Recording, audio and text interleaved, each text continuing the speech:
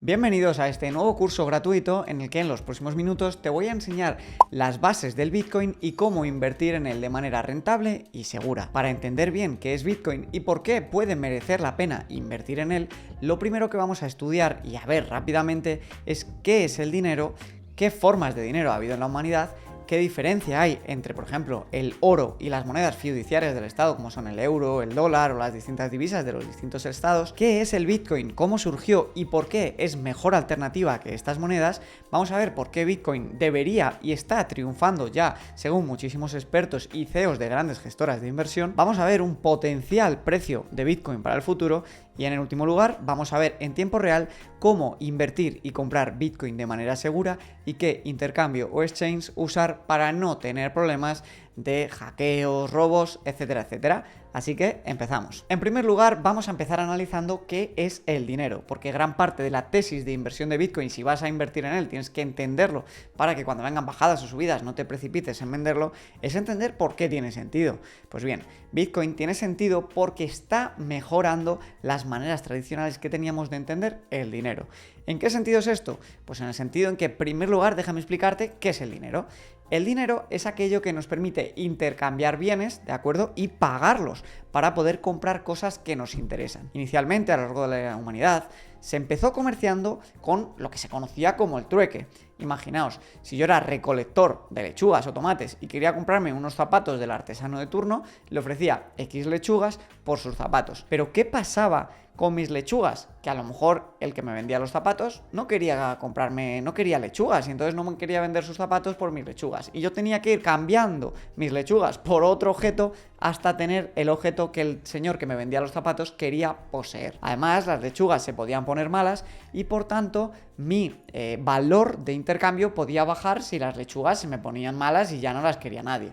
Por tanto, el dinero, para tener sentido, tiene que tener un valor universal reconocible. Tiene que ser unidad única de cuenta, que lo que quiere decir es que se puede cuantificar y vale lo mismo aquí que en la China popular. Y por último, tiene que ser un medio para acumular valor, es decir, su valor va a perdurar en el tiempo. Estas características se dan cuando la forma de dinero es divisible, es decir, tú tienes, por ejemplo, 1.000 euros, pero puedes utilizar esos 1.000 euros también para pagar algo que vale 50 céntimos. Puedes dividir tu dinero y pagar simplemente con los 50 céntimos o 50 centavos de dólar.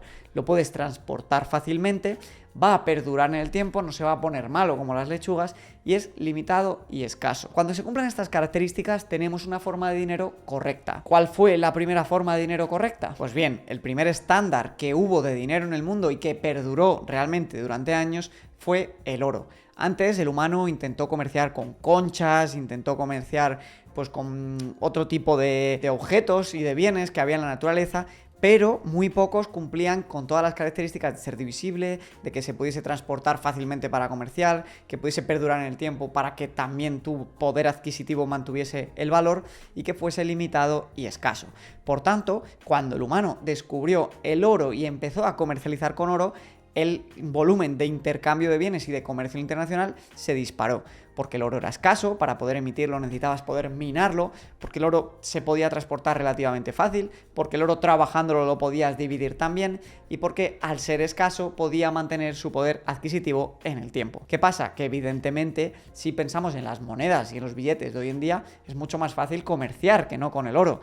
Por eso los gobiernos decidieron emitir lo que se conoce como el dinero de los estados, ¿vale? El dinero de los estados surgió cuando los estados empezaron a sacar monedas y billetes que estaban respaldadas por el oro. Y esto fue fue un tipo de dinero muy puro, porque los estados solo podían emitir monedas o billetes en función de las reservas de oro que tuviesen en los bancos centrales. Y entonces tú sabías que tenías unas monedas de un país o unos billetes de un país que no es que estuviesen respaldados por la confianza en ese gobierno de turno, sino que estaban respaldadas por las reservas de oro que ese gobierno de turno tenía en sus bancos centrales. Te daban la promesa de que tú, si tenías esas monedas o esos billetes, podías ir al banco central de turno e intercambiarlas por su valor equivalente en el oro. Con esto se consiguió avanzar mucho más en el comercio internacional, se consiguió tener confianza en las monedas de distintos países, porque no tenías que confiar en el país, sino en las reservas de oro que tuviese ese país, y se avanzó muchísimo. ¿Qué ocurrió? Que como casi todo en la humanidad se acaba corrompiendo. Después de la Segunda Guerra Mundial, los estados estaban muy endeudados y necesitaban poder devaluar la deuda que tenían para pagarla de una manera más barata y seguir financiándose para seguir creciendo. ¿Qué decisión tomaron? Desvincular las monedas de los estados del oro. Desde el acuerdo de Bretton Woods, Estados Unidos dijo, oye, mi moneda ya no se puede intercambiar por oro. Y así nació el dinero fiduciario. ¿Qué pasó en cuanto surgió el dinero fiduciario? Que la inflación se disparó. ¿Qué es la inflación? La inflación simplemente es que el precio del dinero vale menos y el precio de las cosas que nos rodean valen más.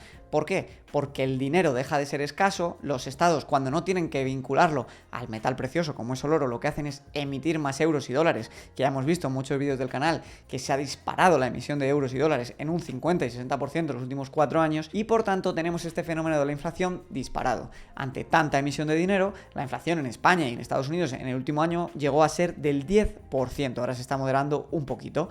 ¿Y esto qué hace? Que el dinero pierda un poquito la característica de mantener el poder adquisitivo a largo plazo, porque si tú miras el poder adquisitivo del dólar o el euro, hace 50 o 60 años tenía hasta un 80% más de poder adquisitivo del que tiene ahora. Año a año eres entre un 5 y un 6% más pobre. Pero es que además, con el dinero digital, lo que está ocurriendo encima es que el gobierno está poniendo sus manazas en cómo tú gastas el dinero, en cómo tú ganas el dinero y cómo tú almacenas tu dinero. ¿Por qué? Pues porque como ahora todos usamos bancos, usamos tarjetas o monederos electrónicos, estas aplicaciones, estos bancos están regulados por el gobierno y son ellos los que deciden a quién pueden prestar esos servicios y bajo qué condiciones.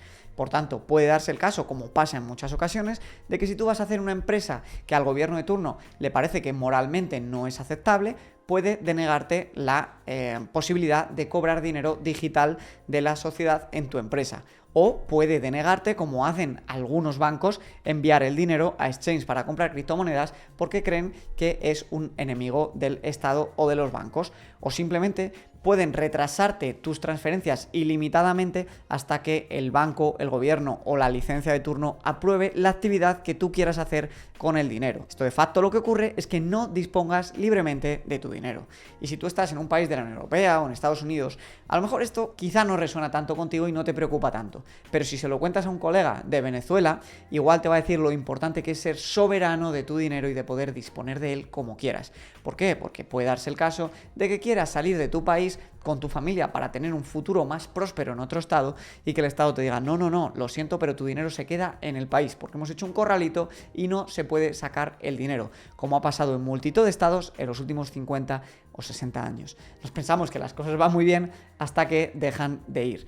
Y cuando tú pierdes la soberanía del dinero, como nos ha ocurrido con el dinero fiduciario, estamos en manos del Estado. Nos podemos pasar la vida entera trabajando para que de un día a otro no le guste lo que hacemos, no le guste el discurso que tenemos en redes sociales y decidan cancelarnos, bloquearnos las cuentas del banco y dejarnos congelados nuestro dinero sin que podamos hacer nada. Ante esto y el descontento que hubo con la gran crisis financiera después del 2007, después del 2008, Satoshi Nakamoto, que es un alias de un hacktivista, que son aquellos cracks de la tecnología que utilizan la tecnología para intentar liberarnos de este yugo financiero que nos han impuesto, ¿no? en el sistema moderno financiero, crearon lo que se conoce hoy como Bitcoin, que es un protocolo para poder hacer pagos electrónicos con Bitcoin de manera totalmente independiente de los estados, descentralizada, en la que nadie puede decir si te autorizo o no te autorizo a emitir esta transacción, a enviar este dinero de China a Venezuela pasando por Estados Unidos, y nadie puede controlar ni revertir las transacciones. ¿Por qué? Porque es como una especie de contabilidad en la nube que se mantiene gracias a los mineros de Bitcoin, que al final son individuos o empresas que otorgan sus ordenadores y su poder computacional para mantener esa base de datos que se almacena de manera independiente y descentralizada en un montón de ordenadores por todo el mundo, y por tanto no requiere de un solo organismo centralizado como son los estados para aprobar las transacciones de envío de Bitcoin. Las características principales de Bitcoin son muy interesantes porque cumplen a la perfección con las características iniciales que veíamos de las características del dinero. En primer lugar, y hablando de la escasez, La emisión máxima de Bitcoin está limitada a 21 millones de Bitcoin. Cuando se alcance esta cifra, no se emitirán más Bitcoin. De estos 21 millones, ya hay prácticamente 19 millones en circulación. Solo faltan 2 millones por emitirse. Además, Bitcoin es divisible. Cada Bitcoin se puede dividir en 100.000 unidades, que son conocidas como los satoshis. Bitcoin es descentralizado y esto hace muy bien que no se pueda corromper y que nadie pueda manipular tu dinero. Si juntamos que es descentralizado y si juntamos con este supply, con esta emisión controlada, que nadie tiene que ver con las monedas fiduciarias, que como hemos visto multiplican cada pocos años el dinero que hay en circulación, lo que hace es que previsiblemente su valor se vaya a mantener e incluso a multiplicar en el tiempo. Y si recordamos las características del dinero, era necesario que fuese internacionalmente aceptado. Bitcoin es internacionalmente aceptado porque puedes disponer de él en cualquier país.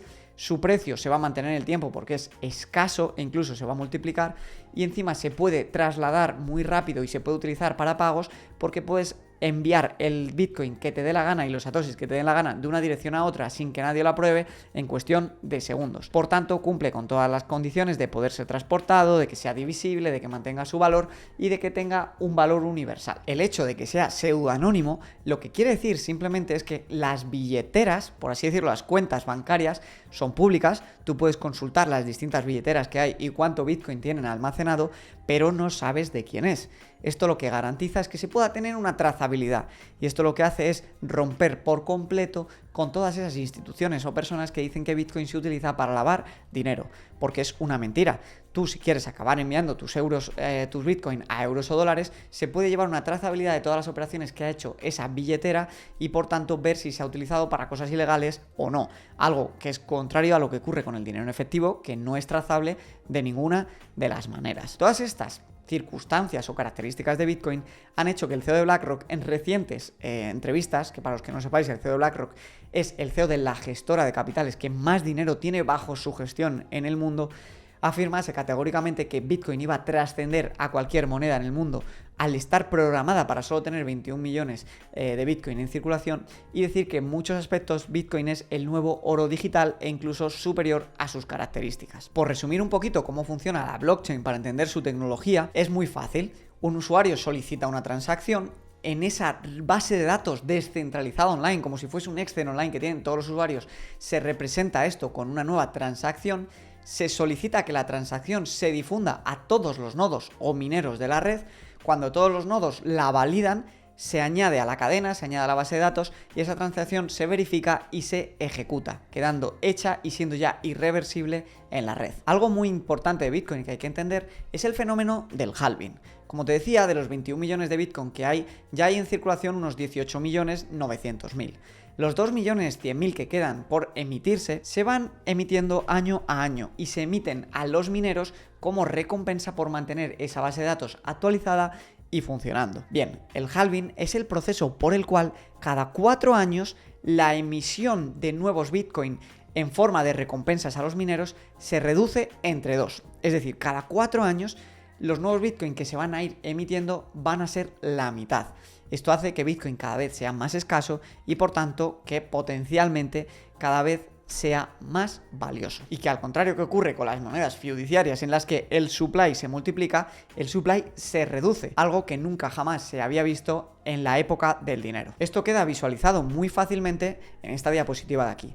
El incremento de Bitcoin previsto en los próximos 25 años es del 20%, mientras que el incremento de oro previsto es del 52%, de los yenes del 64%, de los francos suizos del 170%, del dólar de un 280%, del euro también de un 280% y de la libra de un 400%. Por tanto, la conclusión de la mayoría de expertos que han analizado Bitcoin es que no es que Bitcoin ni siquiera vaya a revalorizarse, es que el resto de monedas se van a devaluar y por tanto Bitcoin respecto a las otras monedas va a valer más. Algo muy parecido es lo que pasa con los pisos. La gente siempre dice, es que los pisos suben de precio. Bueno, no es que los pisos valgan más cada vez, es que las monedas, el euro y el dólar, cada vez valen más y por tanto tú para comprarle su piso a alguien que es escaso necesitas darle más de esas monedas para convencerle de que te venda el piso. Hacer un análisis de cuánto va a llegar a valer Bitcoin es muy difícil. Nadie lo sabe y el que te diga algo con precisión te está engañando.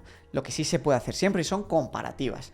¿Con qué podemos comparar Bitcoin? Con un activo relativamente similar, aunque hay quien dice que es inferior. Lo que pasa que el oro, evidentemente, aunque sea familiar, aunque sea un poco inferior en sus características, lleva muchísimo más tiempo y por tanto es lógico que tengan más valor. Por tanto, por poner esto en comparación, el market cap del oro son 13 trillones, que si lo comparamos con el del Bitcoin son 562 billones, es decir, prácticamente entre 26 veces menos el market cap del Bitcoin que del oro. Si esto lo trasladásemos al precio, con los Bitcoin que hay en circulación y el market cap que tiene el oro, querría decir que el potencial de revalorización de Bitcoin es de por 13 si llegase alguna vez a tener el mismo market cap que el oro, que en mi opinión llegará a pasar. Lo que no sabemos es evidentemente cuándo ocurrirá. Si vemos en los últimos 12 años qué ha pasado con el precio y con la evolución de Bitcoin, vemos que ha sido el activo más rentable para invertir. Ha tenido un rendimiento anualizado del 149% desde 2011. Ha habido leches muy grandes, como la que hubo en 2014, en 2018 y en 2022, donde Bitcoin corrige entre un 60 y un 70% de su valor. Y es que un activo con este market cap, que no es tan grande, aunque sea grande, evidentemente es mucho más volátil que otro como el oro. Y también un activo joven, evidentemente, siempre va a tener más volatilidad que otros mucho más consolidados. Por tanto, el precio a pagar de invertir en Bitcoin es optar a una potencial revalorización muy alta, pero comerse una volatilidad enorme por el camino. Por eso, este activo no es válido para gente que no vaya a dormir bien por la noche teniendo un porcentaje de su cartera en un activo tan volátil. Ahora bien, si lo comparamos con el resto de activos, nadie le hace sombra. El siguiente activo más rentable en este periodo de 12 años hubiera sido el Nasdaq con un 18% de rentabilidad. Después tendríamos más o menos el S&P 500 con un 13% y luego si lo comparamos con el oro, el rendimiento de estos 12 años hubiera sido un 3% anualizado. Bien, en esta segunda parte del tutorial lo que vamos a ver es cuál es el mejor exchange para invertir dinero en Bitcoin y cómo yo personalmente invierto en Bitcoin. En primer lugar, lo que te quiero decir es que adivinar el precio del Bitcoin es absolutamente difícil. Tocó máximos de 56.000 euros o casi 70.000 dólares en noviembre del 2021 y hoy en día está pues a menos de la mitad, a 27.000. Por el proceso ha habido subidas vertiginosas y bajadas más vertiginosas aún. En mi opinión es un error invertir de golpe en Bitcoin y olvidarse, porque si bien creo que a 10 años o a 5 o a 15 años el valor va a ser infinitamente más alto, personalmente lo que creo que es mejor hacer en Bitcoin es hacer una compra semanal o mensual y olvidarse, hacer lo que se llama como un dollar cost averaging. Yo creo que esto lo que te va a permitir es ir beneficiándote de la potencial subida de Bitcoin a futuro y ir promediando el precio y evidentemente no te aprovecharás del mayor pico ni te comerás la menor bajada, pero conseguirás un promedio de la rentabilidad bastante bueno. El mejor exchange, en mi opinión, es Kraken. Kraken es un exchange que está en Estados Unidos, está en California, está regulado allí, jamás ha sido hackeado y no ofrece tantas funciones como otros exchanges que parecen casi casas de apuestas en el sentido de futuros con copy trading, con unas rentabilidades locas, pero lo que sí te ofrece muy fácil es comprar las principales criptomonedas de manera segura y con comisiones súper razonables. Los exchanges son como brokers de acciones, pero orientados a las criptomonedas, ¿vale? Para operar en un exchange tienes que abrirte una cuenta, te dejo aquí abajo el enlace para que puedas acceder fácilmente. Te van a pedir una serie de datos, un KIC, que es para tener tus datos y poder identificarte. Hay quien prefiere usar exchanges que se llaman descentralizados y que no ofrecen KICs, pero la realidad es que muchos exchanges pequeños que no ofrecen KICs lo hacen para intentar hacerse hueco en el mercado con modelos de negocio muy turbios y que yo creo que muchos de ellos van a acabar desapareciendo. Y por tanto, yo creo que las criptomonedas y Bitcoin, para acabar asentándose y multiplicando su valor, no tienen que ir por el lado oscuro, sino simplemente hacerse un hueco y mejorar el sistema financiero, pero no intentar este anonimato a toda regla, ¿no? Sino mejorar lo que ya hay. Y yo creo que en exchanges como Kraken lo están haciendo muy bien y yo estoy muy tranquilo invirtiendo con ellos. De hecho, como ves aquí, he comprado 3 Bitcoin con ellos, que después lo guardo y lo almaceno en monederos fuera de la red, blockchains privados, para no tener los exchanges, pero para un principiante que inicia su camino, Kraken es la mejor opción para comprar estas criptomonedas y si no tiene mucha cantidad, también poder almacenarlas con seguridad. Bien, a la hora de depositar dinero en Kraken, puedes hacerlo tanto en dólares como en euros, como también en otras criptomonedas, ¿vale? Para el ejemplo de, por ejemplo, los euros, si pinchas, le das a depositar, le dices cuánto dinero quieres depositar y te deja aquí distintas opciones. Esta opción, por ejemplo, que sale por defecto de la transferencia SEPA, tendrías que hacer una transferencia a este banco, que es del Reino Unido, y hay otras opciones, otro en el Reino Unido y hay distintas, en definitiva, puedes elegir la que más quieras. Si quieres hacer el depósito en dólares, pues entonces también te va a dar distintas opciones de bancos. Este también está en el Reino Unido y en definitiva también depende de tu región geográfica, igual te ofrece unos u otros. Lo que tienes que entender de esto es que tienes que hacer la transferencia desde tu banco al intercambio. Tardará pues entre 24 y 72 horas y cuando ya tengas el dinero te aparecerá aquí, en la parte de euros. A mí me aparece aquí que tengo un par de Bitcoin, tengo un Ethereum y cuando acabe este tutorial lo que haré es retirarlos a un monedero electrónico en frío, ¿vale? Pero cuando tú tengas tus euros aquí, en definitiva debes de ir a operar para poder intercambiar tus euros por los Bitcoin. Si, por ejemplo, tú quieres comprar Bitcoin con euros, lo que deberías de hacer es indicar el número de Bitcoin que quieres comprar y aquí te dirá la cantidad de euros que te costará. También puedes poner simplemente la cantidad de euros que tienen y te dirá la cantidad de Bitcoin que podrás comprar. Simplemente tienes que indicar los euros que quieres comprar, los Bitcoin que quieres comprar, darle a comprar con Bitcoin y aquí te indica el coste que tendría. Te dice que la tarifa de esta operación serían 78 céntimos y que vas a invertir 300 euros para comprar aproximadamente 0,011 Bitcoin. Le darías a enviar la orden, yo no lo hago porque ya no tengo casi euros, lo tengo todo en Bitcoin, y en unos minutos o horas, cuando el Bitcoin tocase ese precio, se ejecutaría la orden. Si quieres que se ejecute de manera inmediata, podrías darle que fuese una orden a mercado, ¿de acuerdo? Y entonces se ejecutaría al momento, aquí, ¿vale? En vez de esperar a que tocase el precio que has fijado. Se pueden configurar distintos tipos de órdenes, pero en definitiva estas son las más sencillas. Como ves, la tarifa de Kraken no es una locura, por comprar 300 euros te cobran 78 céntimos, con lo que está bastante bien. Y una vez que se ejecute tu orden, verás que la tienes en tu parte de fondos. Después, este Bitcoin los podrías retirar a una dirección que tú considerases, ¿de acuerdo? Y podrías elegir la cuantía que vas a retirar. Una cosa muy importante que sí que quiero que quede claro en este tutorial es que con las criptomonedas somos soberanos de nuestro dinero. Cuando tú envías una criptomoneda a una dirección, esto no tiene vuelta atrás. Por tanto, jamás caigas en estafas del tipo mándame tu Bitcoin que voy a rentabilizártelo y ya te devolveré no sé cuánto dinero, porque no lo vas a oler. Muchísimos criminales están utilizando el pago con criptomonedas para intentar aprovecharse de la gente. Yo lo que te recomiendo es que te crees una cuenta en un exchange como este, actives el doble factor de autentificación desde la sección de seguridad para que para acceder al exchange tengas que poner tu contraseña y aparte un código de la aplicación de autentificación y no compartas jamás esta información con nadie. A nadie le digas dónde las tienes almacenadas, a nadie le digas cuánto las tienes almacenadas, porque no le interesa a nadie. Si tienes poca cantidad en criptomonedas, puedes no complicarte y dejarlas en el exchange, pero si tienes más cantidad, como ya empiezo yo a tener, sí que te recomiendo que tengas un wallet frío, como puede ser Trezor, mandes el Bitcoin a Trezor y lo almacenes en un lugar en el canal de SEPA donde está.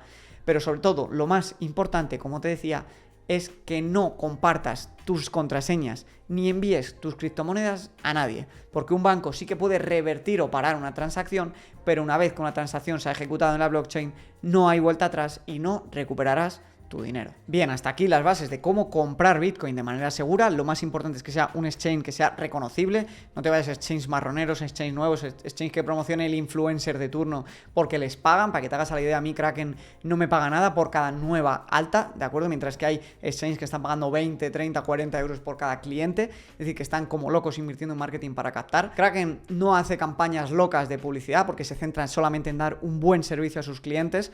Y yo estoy seguro comprando en un exchange como este que está en Estados Unidos y que es muy solvente en todos los sentidos, ¿vale? Que no ha sacado su token, que no ha intentado especular demasiado como otros por ahí que luego se han ido al garete. Y por tanto, mi recomendación siempre para invertir de manera segura en las criptomonedas es un exchange seguro, dobles factores de autorización, que nadie sepa nada, lo mínimo posible, y no enviar jamás Bitcoin a direcciones de gente que te ofrezca oportunidades de inversión, de gente que te esté ofreciendo rentabilizar tus criptomonedas o de gente que te ofrezca almacenarlo por ti y cosas así, ¿vale? Esto es lo más importante. Si quieres que en un futuro hable de cómo almacenar en frío las criptomonedas fuera de los exchanges, déjame en los comentarios y si hay suficiente interés, lo que haré será hacer un tutorial exclusivo de cómo almacenar las criptomonedas fuera de los exchanges. Espero que te haya gustado este tutorial de inversión en Bitcoin para principiantes. Tienes más vídeos y más cursos gratuitos para aprender a invertir en los principales activos en esta lista de reproducción. Así que oye, dale like fuerte al vídeo, comparte esto con quien quiera aprender más de Bitcoin, suscríbete, activa las notificaciones y nos vemos en un nuevo día con un nuevo vídeo. Muchas gracias.